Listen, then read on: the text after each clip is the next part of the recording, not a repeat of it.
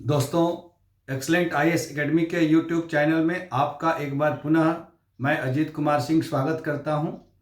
आज के इस व्याख्यान की शुरुआत हम सुप्रसिद्ध कवि स्वर्गीय कैलाश गौतम की एक प्रासंगिक कविता से करना चाहते हैं, जिस कविता का शीर्षक है कचहरी।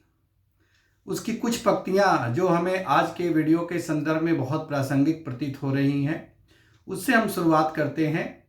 भले डांट घर में तू बीबी की खाना, भले डांट घर में तू बीबी की खाना, भले जैसे तैसे गृहस्थी चलाना, भले जाके जंगल में धूनी रमाना, मगर मेरे बेटे कचहरी न जाना, कचहरी न जाना, कचहरी न जाना। कचहरी की महिमा निराली है बेटे, कचहरी की महिमा निराली है बेटे, कचहरी वकीलों की थाली है बेटे, कचहरी वकीलों की थाली है बेटे, पुलिस के लिए छोटी साली है बेटे, यहाँ पैरवी अब दलाली है बेटे, कचहरी न जाना, कचहरी न जाना, मगर मेरे बेटे कचहरी न जाना। वर्तमान समय में न्यायपालिका और विशेष रूप से सबॉर्डिनेट कोर्ट या अधीनस्थ न्यायालयों की जो स्थिति है, इसका इतना जीवंत वर्णन शायद ही इतने कम शब्दों में सारगर्भित रूप से किया जा सके।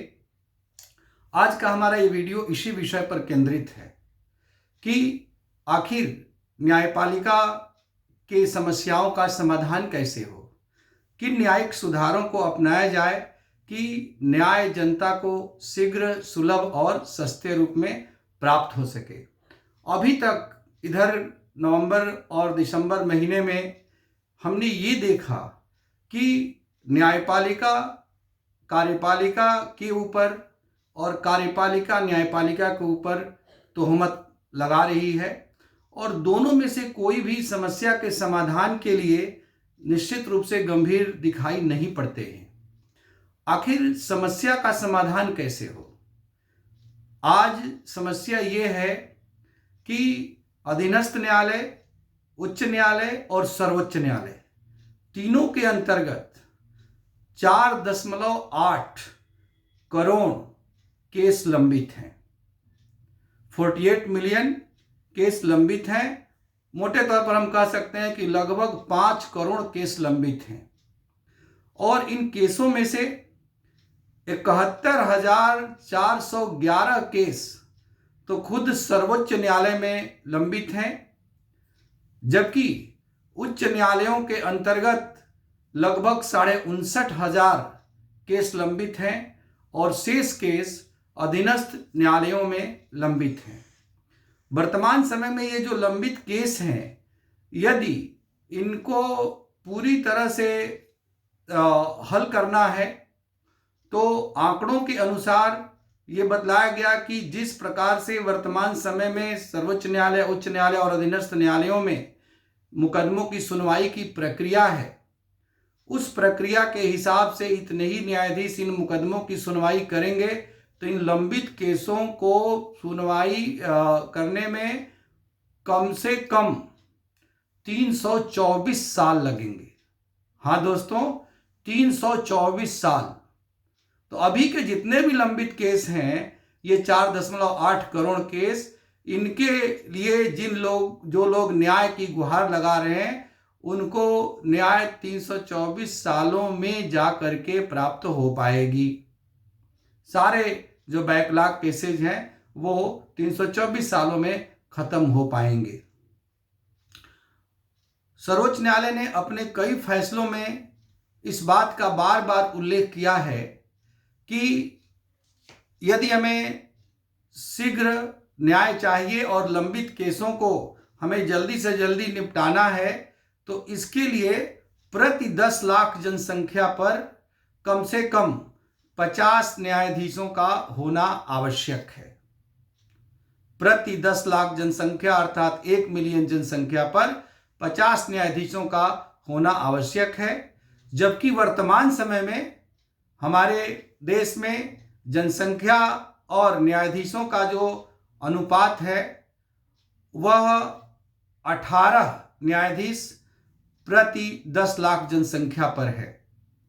और ये तो स्ट्रेंथ है, लेकिन वर्किंग स्ट्रेंथ अर्थात वास्तव में जितने न्यायाधीश न्यायालयों में काम कर रहे हैं, यदि उनका अनुपात निकाला जाए तो प्रति मिलियन केवल 14 न्यायाधीश अभी हैं।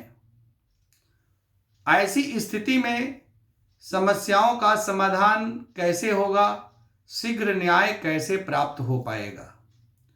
खुद वित्त मंत्रालय के एक प्रिंसिपल एडवाइजर संजीव सान्याल ने कुछ आंकड़ों को प्रस्तुत किया और उसके अनुसार उन्होंने ये अनुमान लगाया है कि प्रॉपर्टी से संबंधित जो मुकदमे हैं, उन मुकदमों की सुनवाई करने में प्रति मुकदमा औसतन 20 वर्ष का समय लगता है। प्रति मुकदमा औसतन 20 वर्ष का समय लग जाता है। तो इससे ये पता चलता है कि कितनी भयावह स्थिति है और हमारी न्यायिक प्रक्रिया कितनी सुस्त है, कितनी लचीली है, कितनी शिथिल है और लोगों को न्याय के लिए अंतहीन इंतजार करना पड़ता है। लोगों का जीवन समाप्त हो जाता है लेकिन वे न्याय प्राप्त नहीं कर पाते हैं। इस समस्या का समाधान क्या है और इससे हमें वर्तमान समय में क्या दुष्परिणाम झेलने पड़ रहे हैं? हम बात करते हैं रूल ऑफ लॉ की, विधि के शासन की। और विधि के शासन को सर्वोच्च न्यायालय ने स्वयं ही इंडियन कॉन्स्टिट्यूशन का बेसिक स्ट्रक्चर डिक्लेयर किया हुआ है, जबकि रूल ऑफ लॉ इंडेक्स के अंतर्गत भारत दुनिया में 79th रैंक पर है, 79वें नंबर पर है। इससे ये पता चलता है कि विधि के शासन की दयनीय स्थिति हमारे देश में है। इसी तरह से यदि हम देखते हैं कि मामले कितने कैसे कैसे टलते टलते टलते केस पर केस की स्थितियां बनती हैं और न्याय कितना खर्चीला होता जाता है। अब ये जो विलंब होता है, आम आदमी इस विलंब का अधिक शिकार होता है और जो लोग खास हैं, अर्थात जो लोग आर्थिक, राजनीतिक, प्रशासनिक पहुंच वाले लोग हैं, वे लोग अपनी इच्छानुसार अपने मुकदमों की सुनवाई हेतु तिथियों को निर्धारित करवाने में सक्षम होते हैं। यदि वो जल्दी सुनवाई करवाना चाहते हैं तो उनके मुकदमों के लिए तिथियां जल्दी निर्धारित हो जाती हैं। यदि वो जानबूझ करके मुकदमों की सुनवाई को टलवाना चाहते हैं तो उसमें भी वे सफल हो जाते हैं। अर्थात आशय ये है कि ये जो न्यायिक प्रक्रिया में इतने सारे लंबित मुकदमे हैं और न्याय मिलने में जो इतना अधिक विलंब हो रहा है, इसका भी शिकार सबसे अधिक आम आदमी होता है, क्योंकि वह न्यायिक प्रक्रिया के कॉम्प्लिकेशंस या जटिलताओं के आगे लाचार है, विवश है। जबकि जो लोग सुविधा संपन्न हैं वह अपने सुविधा अनुसार इन सब चीजों को मैनेज कर लेते हैं। अब स्थिति दिनों दिन भयावह होती जा रही है। खुद हमारे विधि मंत्री किरण रिजिजू ने संसद में अगस्त 2022 में अपने बयान में कहा था कि तीनों ही न्यायालयों में, अधीनस्थ न्यायालय, उच्च न्यायालय और सर्वोच्च न्यायालय, तीनों को मिला करके 48 मिलियन मुकदमे लंबित हैं। अब ये 48 मिलियन मुकदमे लंबित हैं, इनकी सुनवाई कितने सालों में पूरी होगी? और जो प्रक्रिया चल रही है और जो वर्तमान स्थिति है और जो सर्वोच्च न्यायालय का आकलन है, उसके हिसाब से यदि समस्या का समाधान ढूंढा जाएगा तो वो आकाश कुसुम की तरह से होगा। या हम कह सकते हैं कि न नौ मन तेल होगा न राधा नाचेंगी, क्योंकि उसके लिए हमें इतने अधिक इंफ्रास्ट्रक्चर की आवश्यकता होगी जिसको कि स्थापित करना फिलहाल संभव नहीं हो पाएगा। क्योंकि यदि प्रति मिलियन 50 न्यायाधीशों की के रेशियो को हमें मेंटेन करना होगा, तो इसके लिए हमें अभी की जो वर्तमान न्यायिक अवसंरचना है, जो जुडिशियल इंफ्रास्ट्रक्चर है, जो जुडिशियल स्टाफ है, उसका असिस्टिंग स्टाफ है, उसमें जो है 250% की वृद्धि करनी होगी। 250% की वृद्धि करनी होगी। अब क्या व्यवहारिक रूप से यह संभव है कि न्यायपालिका की संरचना में न्यायिक मुकदमों की सुनवाई करने वाले न्यायाधीशों और उनसे जुड़े हुए अन्य स्टाफों की संख्या में 250% की वृद्धि की जा सके? और दूसरी बात कि यदि इसके लिए प्रयास भी किया जाए तो केवल ये सब करने में ही कितना लंबा समय लग जाएगा? अब ये क्यों है? दरअसल हम आजादी के बाद अब तक 75 वर्ष व्यतीत कर चुके हैं। देश में सामाजिक जीवन, राजनीतिक जीवन, आर्थिक जीवन, हर जगह सुधार की प्रक्रिया आजादी के बाद प्रारंभ हुई थी और वो सुधार की प्रक्रिया लगातार चलती रही है और उससे बहुत कुछ बदलाव हुआ है और बदलती हुई आवश्यकताओं के हिसाब से इन सब चीज़ों को ढाला गया है। यद्यपि वे सुधार पर्याप्त नहीं हैं और अभी भी ऐसा बहुत कुछ किया जाना बाकी है जिससे कि भारत वास्तव में विकसित देशों की श्रेणी में पहुंच पाए, लेकिन सुधार हुए हैं। दूसरी ओर यदि हम न्यायपालिका और न्यायिक प्रक्रिया पर दृष्टिपात करते हैं तो हमारे संविधान के लागू होने के समय से लेकर के अब तक 72 साल पूरे होने जा रहे हैं।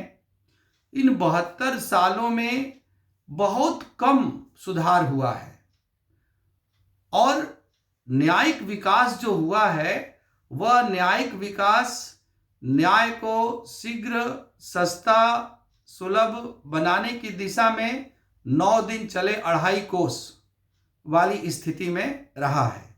कुछ सकारात्मक चीजें हुई हैं जैसे कि पब्लिक इंटरेस्ट लिटिगेशन, लोकहितवाद के माध्यम से हर किसी को न्याय मिलने की स्थितियां उत्पन्न हुई हैं। हालांकि जनहित याचिकाओं का भी लाभ कुछ खास लोग ही उठा पाते हैं, कुछ लोगों का ये प्रोफेशन बन गया है और एक बहुत अच्छी चीज़ थी जिसका आजकल दुरुपयोग ज़्यादा हो रहा है और सदुपयोग कम हो रहा है। या इसी तरह से सुधार की प्रक्रिया में लोक अदालतें आई हैं। इसके लिए हम न्यायालय के आभारी हैं कि लोक अदालतों के माध्यम से मध्यस्थता के द्वारा अंतिम रूप से लोगों को शीघ्र और संतोषजनक न्याय दिया जा सके, विवादों का समाधान हो सके। लोक अदालतें महत्वपूर्ण भूमिका निभा रही हैं, हालांकि उनको भी अभी और अधिक कारगर बनाने की आवश्यकता है।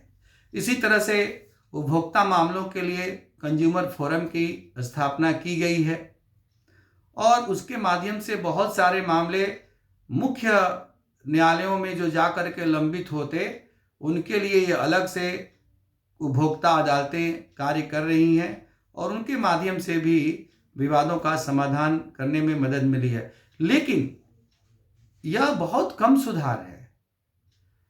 न्यायपालिका के न्यायिक प्रक्रिया में आमूलचूल बदलाव की आवश्यकता है। आजकल चर्चा केवल कॉलेजियम की हो रही है, न्यायाधीशों की नियुक्ति की प्रक्रिया की हो रही है, जो कि वास्तव में न्यायपालिका और कार्यपालिका के अपने अपने स्वार्थों के टकराव का परिणाम है।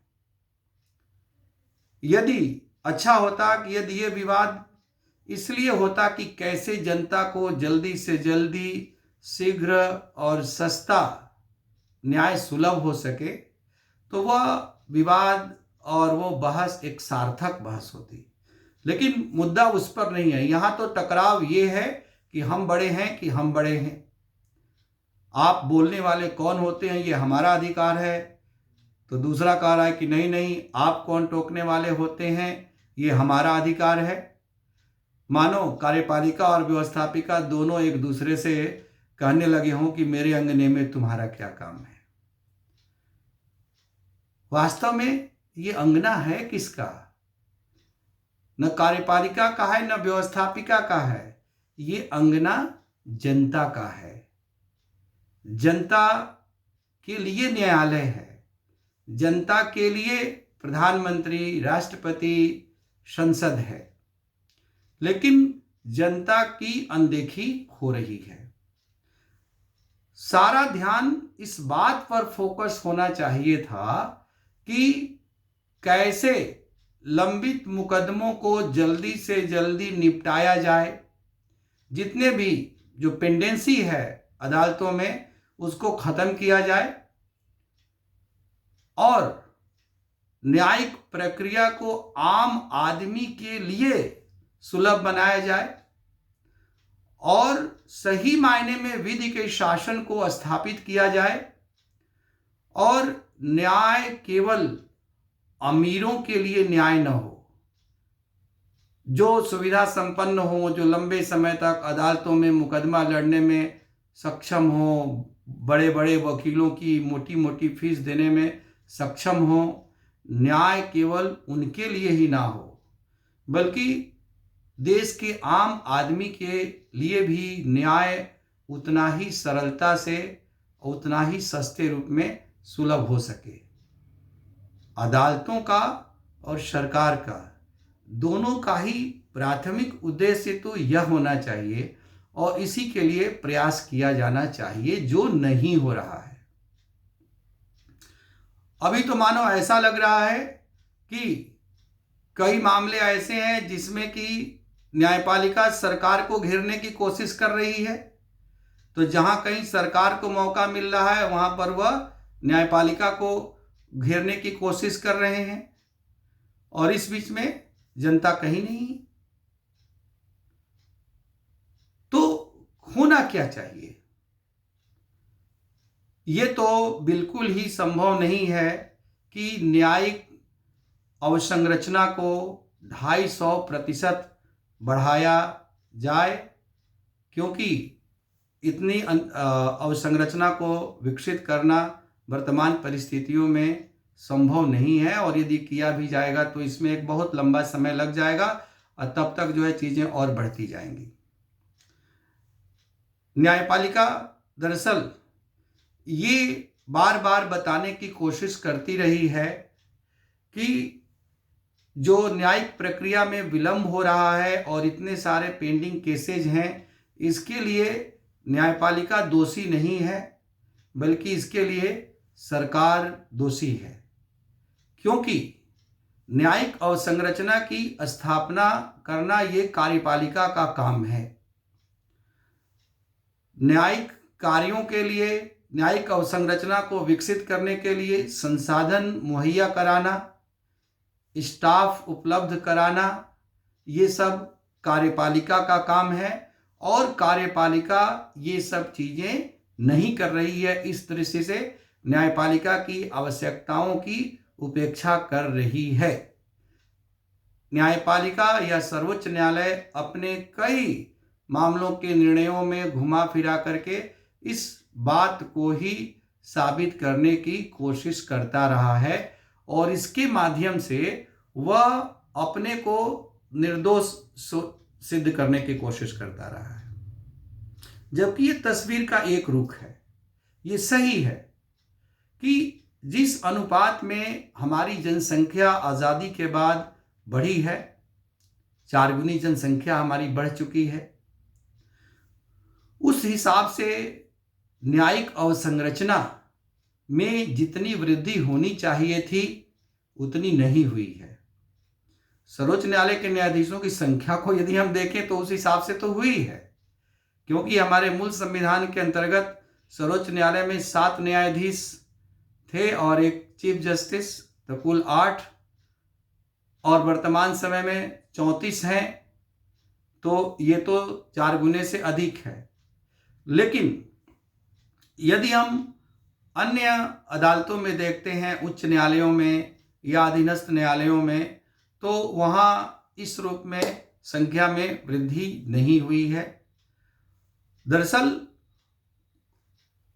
पदाधिकारियों की नियुक्ति करना तो सरल है, लेकिन उनके लिए अदालतों की स्थापना करना, बिल्डिंगों को बनाना जहाँ पर कि कोर्ट लगे, और उसके साथ असिस्टिंग स्टाफ की व्यवस्था करना, ये अपने आप में एक बहुत ही जटिल कार्य है और इसके लिए सरकारों को भी गंभीरता से सोचना होगा यदि वे वास्तव में आम आदमी को न्याय दिलाने के लिए गंभीर हैं तो। लेकिन केवल इसके लिए न्यायपालिका के द्वारा सरकार को के ऊपर दोष मढ़ने से नहीं होगा। यदि हम देखते हैं तो इसके लिए न्यायिक प्रक्रिया भी काफी दोषी है। न्यायिक प्रक्रिया दोषपूर्ण है और न्यायपालिका के लोग भी इस दोषपूर्ण प्रक्रिया को सुधारने के लिए जितनी गंभीरता से प्रयास करना चाहिए उतनी गंभीरता से प्रयास नहीं कर रहे हैं। जैसे कि निचली अदालतों में अधिकांशतः स्टे लिए जाते हैं और उसमें महत्वपूर्ण समय अदालतों का बर्बाद होता है, जिसमें कि कोई जुडिशियल या लीगल एस्पेक्ट शामिल नहीं होता है।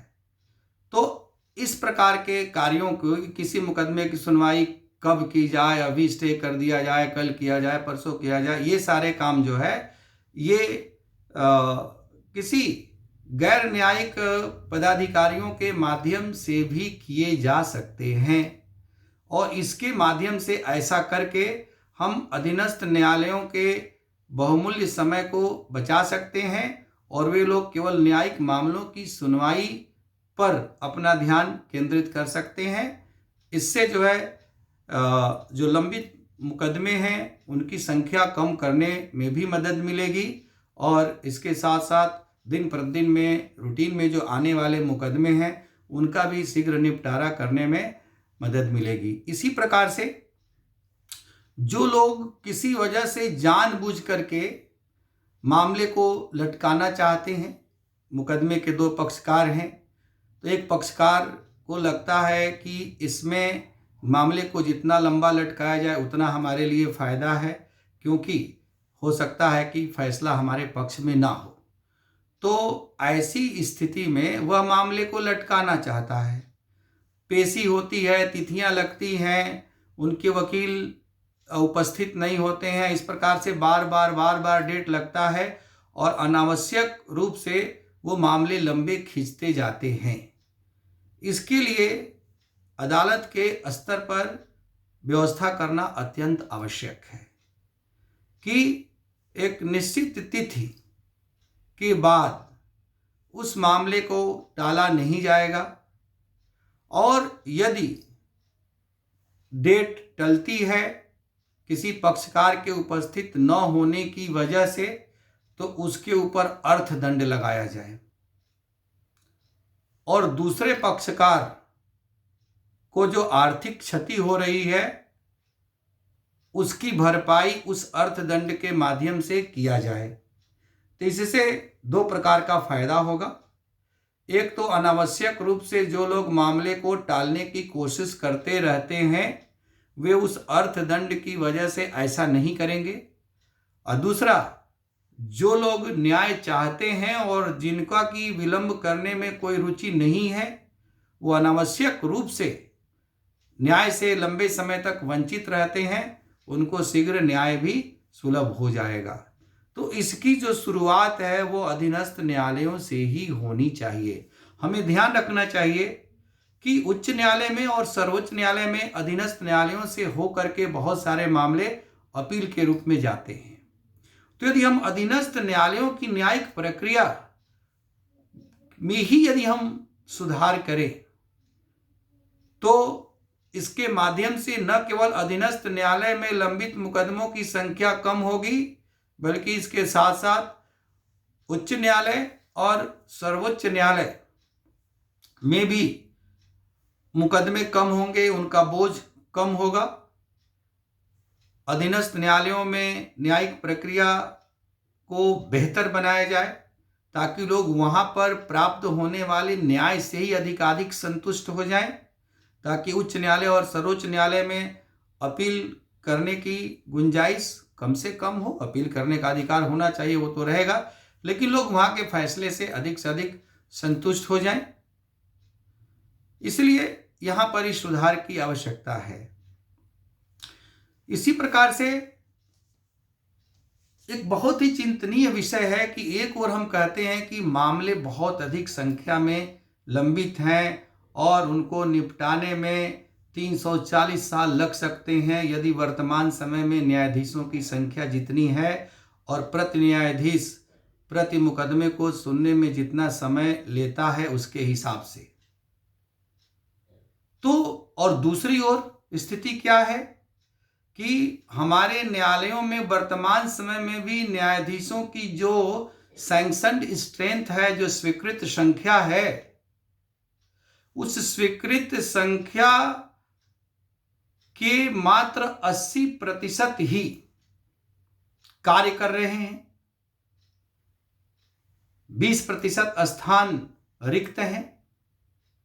जैसे कि नवीनतम आंकड़ों के अनुसार अधीनस्थ न्यायालय, उच्च न्यायालय और सर्वोच्च न्यायालय तीनों ही न्यायालयों के अंतर्गत संपूर्ण न्यायिक पदाधिकारियों, समस्त न्यायिक पदाधिकारियों की संख्या लगभग 25,000 है, 25,000।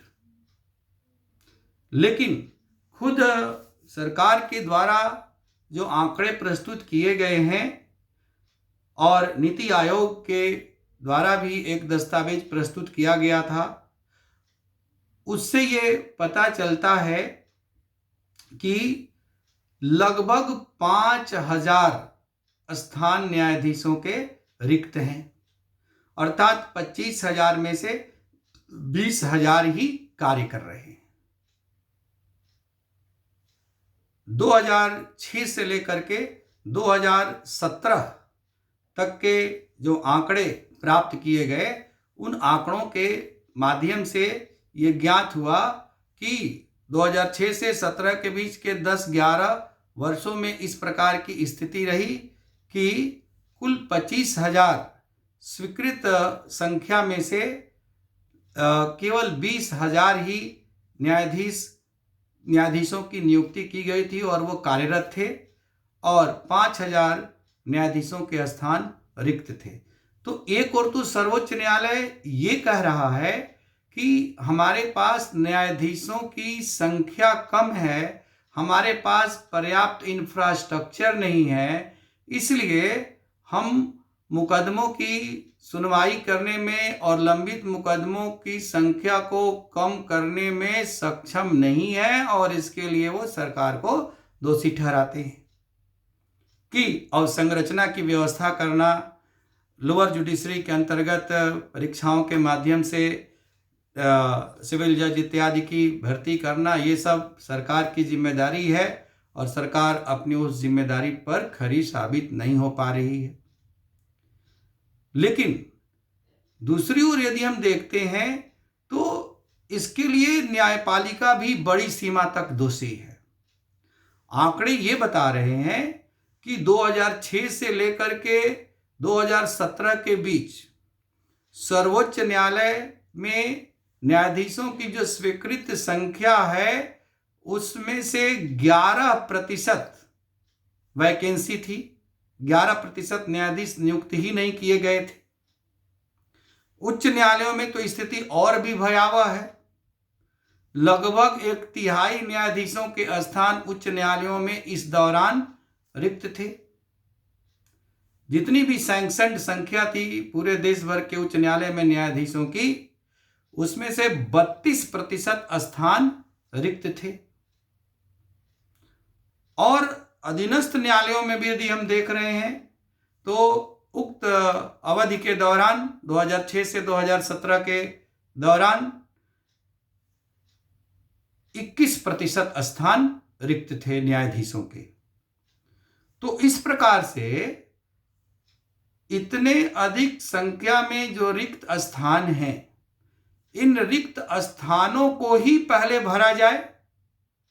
जो सैंक्शनड संख्या है उसको और अधिक बढ़ाने की बात तो बहुत आगे की है। जैसा कि खुद चीफ जस्टिस ने भी ये कहा कि हमें प्रति 10 लाख जनसंख्या पर 50 न्यायाधीश चाहिए, और अभी स्वीकृत संख्या न्यायाधीशों की प्रति 10 लाख पर 18 है। तो 18 से 50 बढ़ाने के बारे में तो बाद में सोचो। अभी तो जो 18 स्वीकृत संख्या है, 18 भी कार्य नहीं कर पा रहे हैं। प्रति 10 लाख जनसंख्या पर कुल 14 न्यायाधीश ही कार्य कर पा रहे हैं। इसके लिए केवल कार्यपालिका को दोषी ठहराना उचित नहीं होगा। इसके लिए समान रूप से न्यायपालिका भी, विशेष रूप से सर्वोच्च न्यायालय भी दोषी है, ये कहने में मुझे कोई गुरेज नहीं है। क्योंकि जो कॉलेजियम सिस्टम है न्यायाधीशों की नियुक्ति के संबंध में, सर्वोच्च न्यायालय और उच्च न्यायालय के न्यायाधीशों की नियुक्ति हेतु, तो ये कॉलेजियम के अंतर्गत सर्वोच्च न्यायालय के ही न्यायाधीश हैं, 5 न्यायाधीश। तो ये लोग 34 में से 5, उसमें भी चीफ जस्टिस का रहना तो जरूरी है और सीनियर मोस्ट ही शेष 4 रहेंगे। तो जो महत्वपूर्ण 5 न्यायाधीश हैं सर्वोच्च न्यायालय के, वो तो न्यायाधीशों की नियुक्ति की प्रक्रिया में लगे रहेंगे। तो मुकदमों की सुनवाई कब करेंगे? ये हमें ध्यान रखना चाहिए कि सर्वोच्च न्यायालय में तो न्यायाधीशों की संख्या बहुत अधिक नहीं है, तो उनकी नियुक्ति में तो बहुत अधिक समय नहीं लगेगा, ये लोग कर सकते हैं। लेकिन देश भर के उच्च न्यायालय में जो न्यायाधीशों की इतनी अधिक संख्या है, उन सभी उच्च न्यायालय के न्यायाधीशों की नियुक्ति भी इसी कॉलेजियम के द्वारा की जानी है। तो उसमें बहुत अधिक समय लगता है, और यही कारण है कि उच्च न्यायालय में न्यायाधीशों के 32% स्थान रिक्त थे 2006 से 2017 के बीच। और अभी भी स्थिति में कोई खास सुधार नहीं हुआ होगा, क्योंकि 2018 से तो स्थिति और भी जटिल हुई है।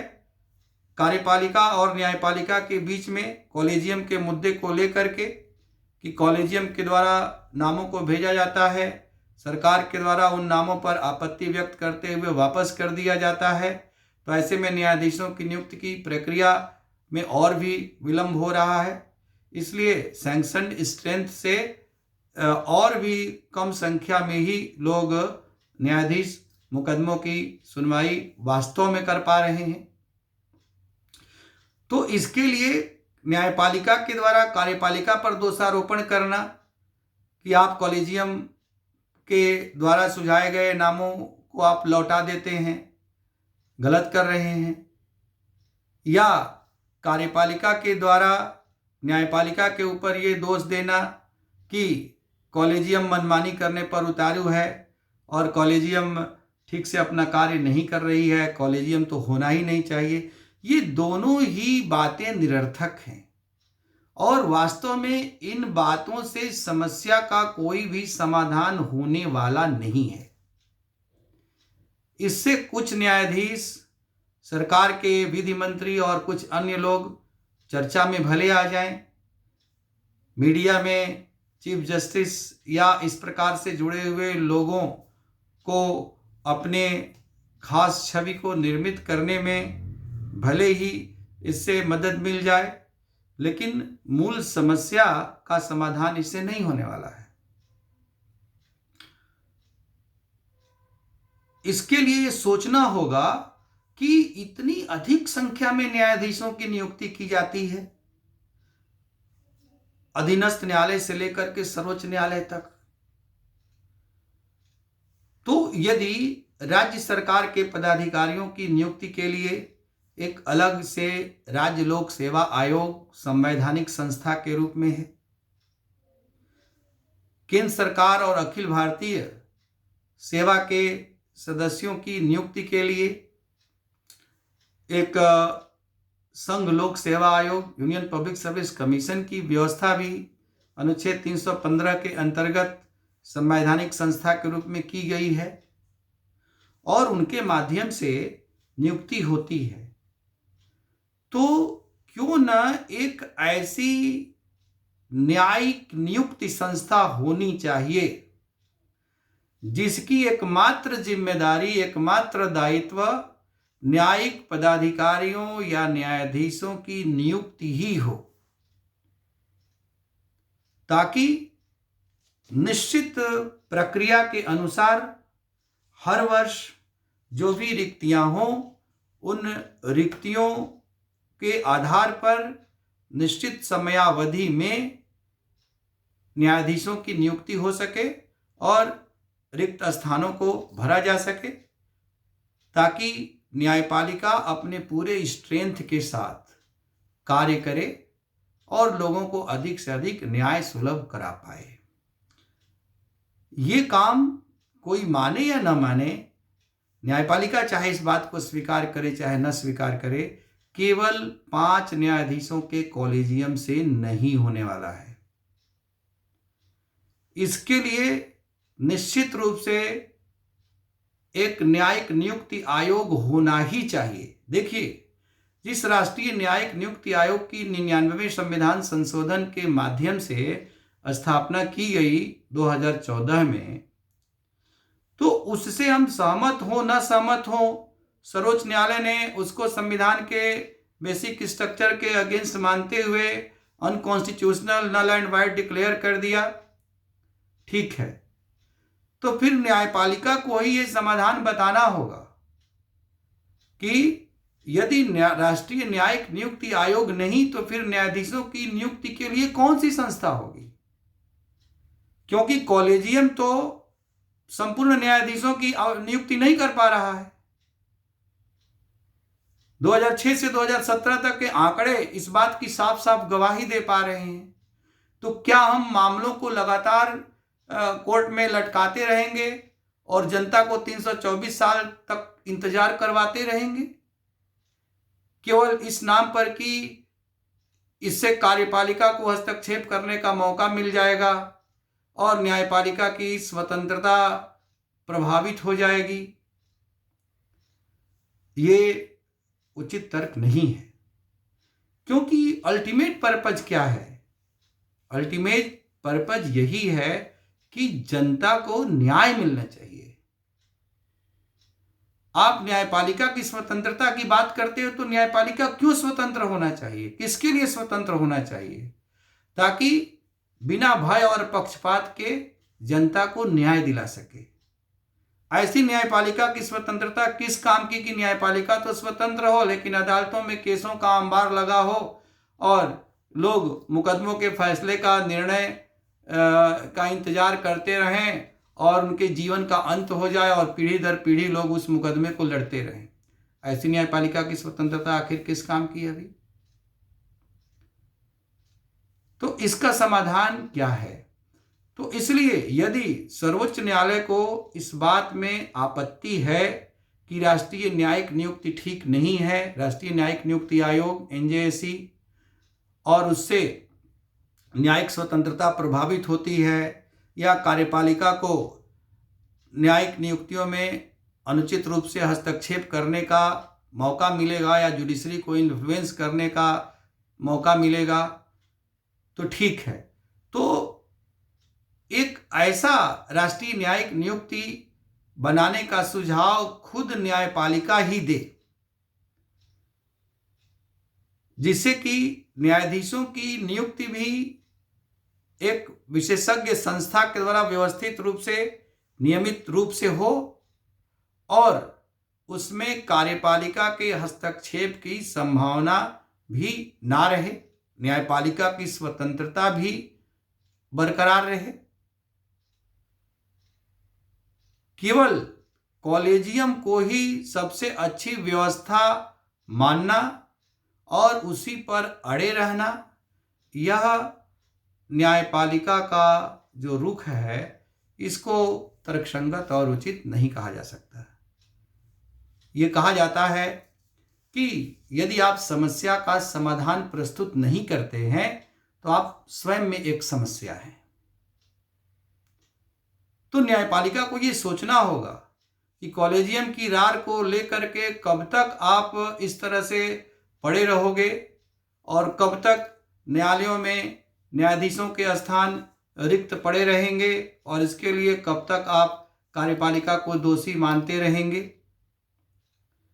इसलिए एक बेटर सेंस प्रिवेल होना चाहिए न्यायपालिका के स्तर पर भी और कार्यपालिका के स्तर पर भी, और अपने सारे पूर्वाग्रहों और अतीत के सभी कटु जो वाद प्रतिवाद हुए हैं इधर के दिनों में उसको भूल करके एक साथ बैठना चाहिए और इस मुद्दे पर गंभीरता पूर्वक विचार करना चाहिए। और ये सरकार को न्यायपालिका से खुद ये जानना चाहिए, सरकार चाहे तो अनुच्छेद 143 के तहत प्रेसिडेंशियल रेफरेंस के अंतर्गत न्यायपालिका से इस मुद्दे पर राय ले, ताकि न्यायपालिका के अहम को भी ठेस ना पहुंचे और न्यायपालिका को ये प्रतीत न हो कि कार्यपालिका अपने मन से मनमानी कर रही है। और उसमें राष्ट्रपति के द्वारा प्रेसिडेंशियल रेफरेंस के तहत न्यायपालिका से इस मुद्दे पर राय मानी जाए कि क्या न्यायाधीशों की नियुक्ति के लिए सर्वोच्च न्यायालय और उच्च न्यायालय ही नहीं बल्कि अधीनस्थ न्यायालयों के अंतर्गत भी राष्ट्रीय स्तर की किसी एक अस्थायी संस्था की व्यवस्था की जानी चाहिए और वह संस्था किस प्रकार की होनी चाहिए, ताकि न्यायाधीशों के अदालतों में जो स्थान रिक्त रह जा रहे हैं वे रिक्त न होने पाए और समय पर जनता को न्याय मिल पाए।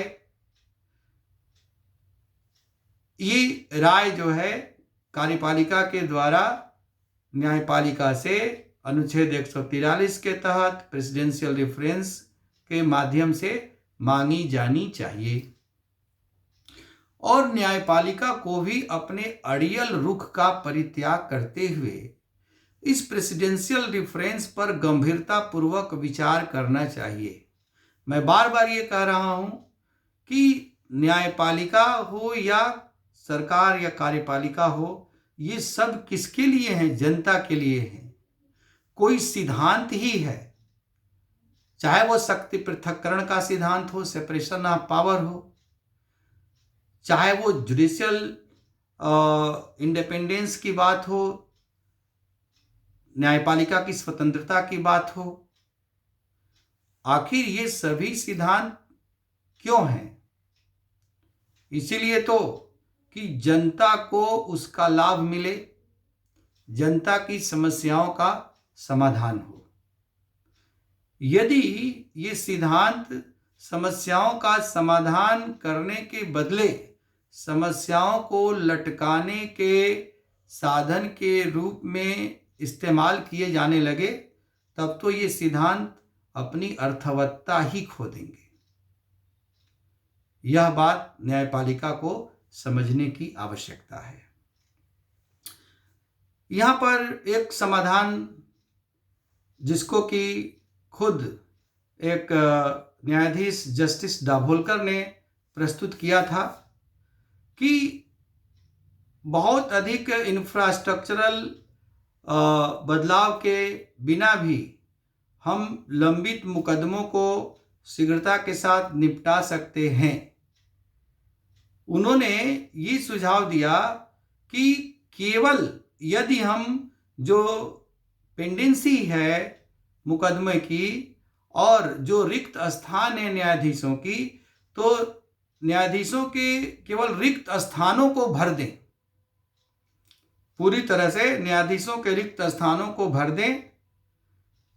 जो 5,000 रिक्त स्थान हैं, तो उन रिक्त स्थानों को भर देने से ही हम आने वाले 5 से 6 वर्षों में लंबित मुकदमों को पूरी तरह से निपटा सकते हैं, बिना अतिरिक्त संख्या में न्यायाधीशों की भर्ती किए बिना भी। और रही बात कि अदालतें और उनका इंफ्रास्ट्रक्चर बनाना, तो उन्होंने यह भी सुझाव दिया कि शिफ्टों में अदालतें काम कर सकती हैं। 2 शिफ्ट में, एक ही कोर्ट में 2 शिफ्टों में अदालतें लग सकती हैं,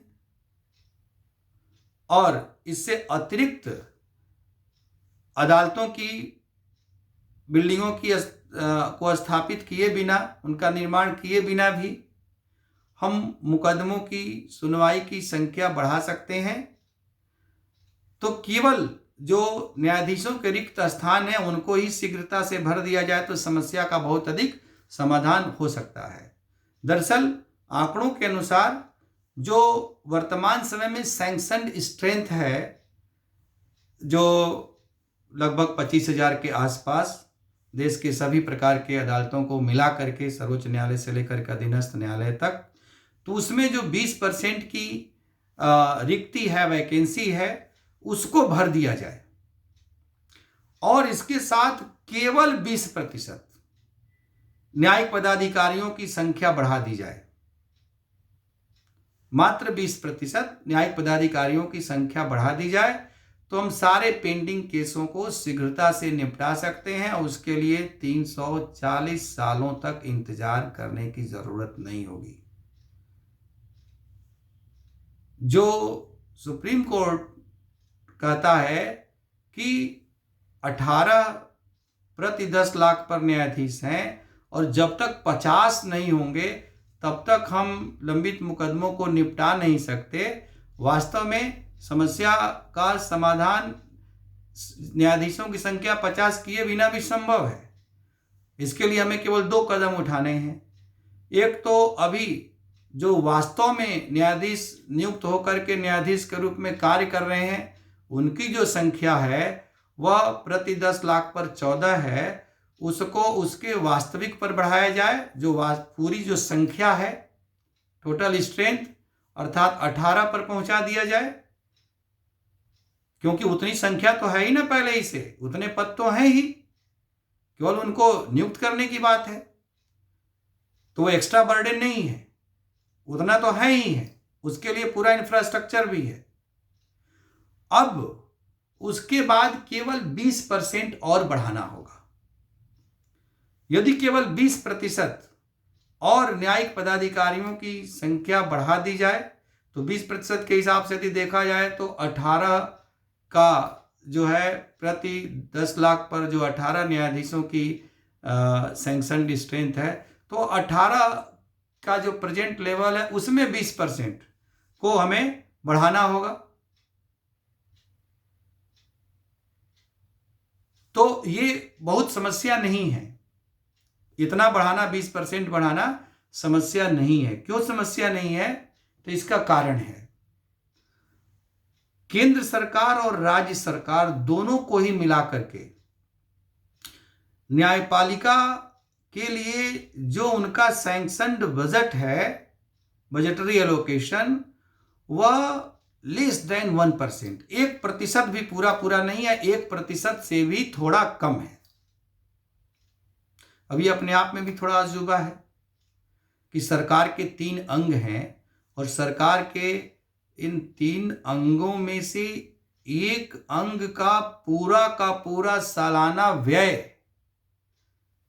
पूरे देश भर के सभी तीनों ही प्रकार के अदालतों के लिए केंद्र और राज्य का मिला करके उनके बजट का मात्र 1% है। निश्चित रूप से ये सोचनीय है, क्योंकि इससे ये भी पता चलता है कि हम न्याय को कितनी प्राथमिकता देते हैं।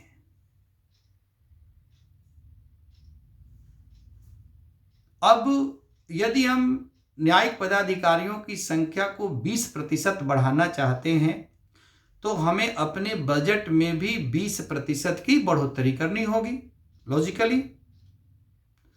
तो यदि हम अभी 1% से भी कम है लेकिन उसको हम 1% भी मान लें तो केंद्र सरकार राज्य सरकार को अपने बजट में न्यायपालिका के लिए अब तक जो अपनी कुल बजटीय आवंटन का 1% आवंटित करते थे उसमें केवल 0.20% की वृद्धि कर देनी है, अर्थात वो उसको बढ़ा करके 1.20% कर दें। तो जो रिक्वायर्ड स्ट्रेंथ है लंबित मुकदमों को, उस पेंडेंसी को, बैकलॉग को खत्म करने के लिए, तो वो आवश्यकता पूरी हो जाएगी। और न्यायपालिका के लिए, केंद्र और राज्य सरकारों के लिए व्यय को 1% से बढ़ा करके 1.20% करना कोई मुश्किल काम नहीं है। तो इसलिए बहुत बड़ा बड़ा हौवा खड़ा करने से अच्छा ये है कि हम ये ना कहें कि ये नहीं है, इतना होना चाहिए तब हम करेंगे, ये तो इसलिए है उसलिए नहीं। अभी आगे बढ़ो और आप इसको करके देखिए तो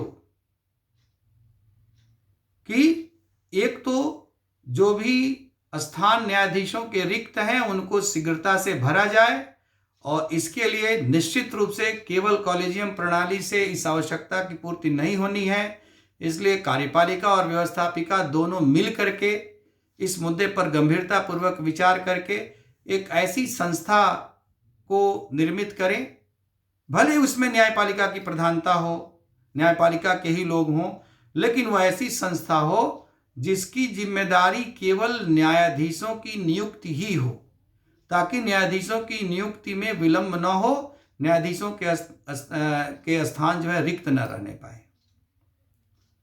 और दूसरा ये कि अतिरिक्त न्यायिक इंफ्रास्ट्रक्चर को और न्यायिक पदाधिकारियों की संख्या को बढ़ाने के लिए 20%, शीघ्रता के साथ, ईमानदारी के साथ केंद्र सरकार राज्य सरकार दोनों को अपने बजटीय आवंटन में जो न्यायिक बजट है उसमें 20% की वृद्धि करनी चाहिए। यदि न्यायपालिका और कार्यपालिका दोनों ही इस नजरिए से आगे बढ़ेंगे तो निश्चित रूप से जनता का कल्याण होगा, जनता को न्याय मिलेगा। और जो हमारे संविधान की जो भावना है, क्योंकि we the people of India, हम भारत के लोगों ने इस संविधान को बनाया है और हम भारत के लोगों ने इस संविधान को बनाया ही इसलिए है कि सभी को विचार, अभिव्यक्ति, विश्वास, धर्म तथा उपासना की स्वतंत्रता प्राप्त हो सके, सभी को सामाजिक, आर्थिक और राजनीतिक न्याय सुलभ हो सके, सभी को प्रतिष्ठा और अवसर की समता उपलब्ध हो सके और व्यक्ति की गरिमा भी सुनिश्चित हो सके। तो ये जो प्रीएम्बल ऑफ कॉन्स्टिट्यूशन है, जिसको ये कहा गया कि संविधान की कुंजी है, तो इस संविधान की कुंजी को अपनी सभी समस्याओं के तालों को खोलने के रूप में इस्तेमाल करना चाहिए। और यह कुंजी न्यायपालिका के द्वारा भी इस्तेमाल करनी चाहिए, व्यवस्थापिका के द्वारा भी इस्तेमाल करनी चाहिए और कार्यपालिका के द्वारा भी इस्तेमाल करना चाहिए। यदि हम इस भावना से आगे बढ़ेंगे तभी वास्तव में हम अपने देश की जनता का भी भला करेंगे।